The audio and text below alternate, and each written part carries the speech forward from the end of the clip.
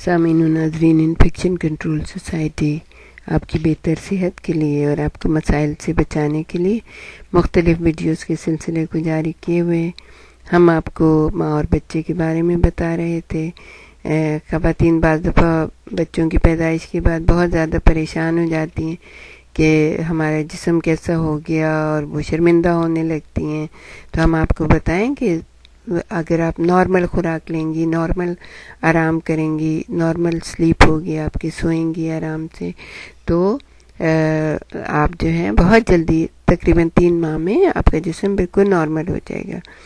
اچھا، ہم آپ کو یہ بھی بتائیں کہ دوبارہ مناسب جسم حاصل کرنے کے لیے، جسمانی کشش حاصل کرنے کچھ ورزشیں بھی آپ کر سکتی ہیں، کچھ ایکسرسائز کر سکتی ہیں۔ ان ورزشوں کا مقصد صرف یہ ہوتا ہے کہ لٹکے ہوئے اور بڑے ہوئے پٹھوں کو دوبارہ اپنی شکل میں واپس لانا۔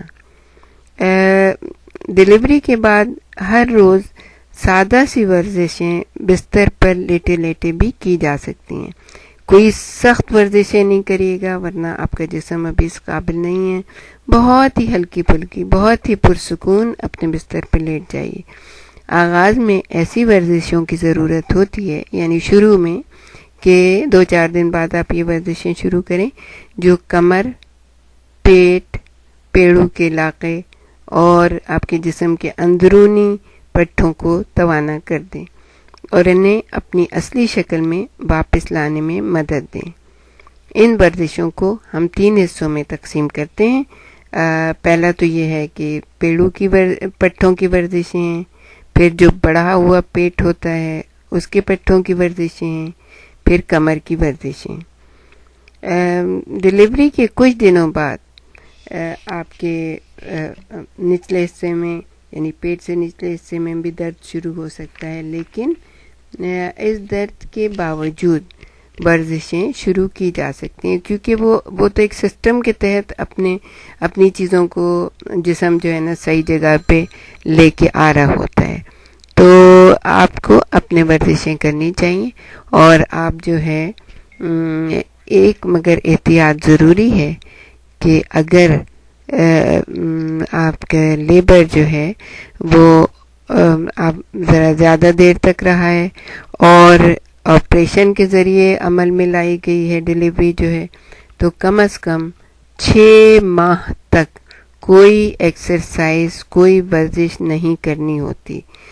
اگر نارمل ڈلیوری ہے تو آپ ورزش کریں، ایکسرسائز کیجئے، لیکن اگر ڈلیوری جو ہے سیزیرین ہوئی ہے، سیزر ہوا ہے، تو کیا ہے کہ آپریشن کے ذریعے جو بچہ پیدا ہوا ہے، کم از کم 6 ماہ تک، آدھے سال تک کوئی ایکسرسائز نہیں کرنی چاہیے۔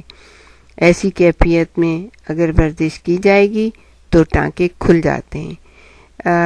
ہم صرف ان خواتین کے بارے میں بات کر رہے ہیں کہ وہ یہ ہلکی پھلکی ورزشیں کر سکتی ہیں جن کا زچگی کا مرحلہ نارمل طریقے سے طے ہوا ہے، یعنی جن کی نارمل ڈلیوری ہوئی ہے وہ یہ ورزشیں روزانہ کر سکتی ہیں۔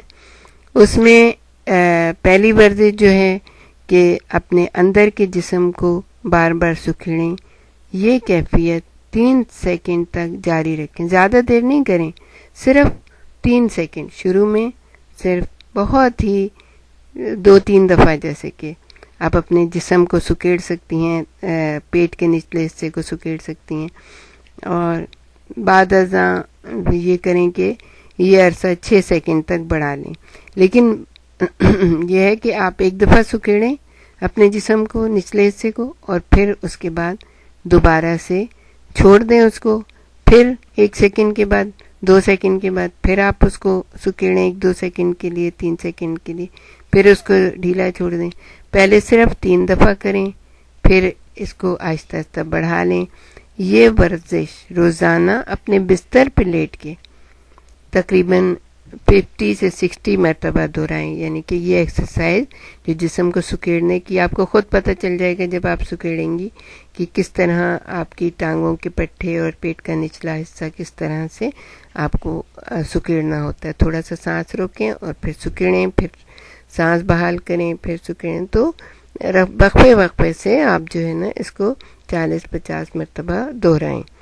آرام سے بستر پہ لیٹے لیٹے آپ یہ کر سکتی ہیں. دوسری ورزش، یہ ورزش بھی بستر پر لیٹے لیٹے سر انجام دی جاتی ہے.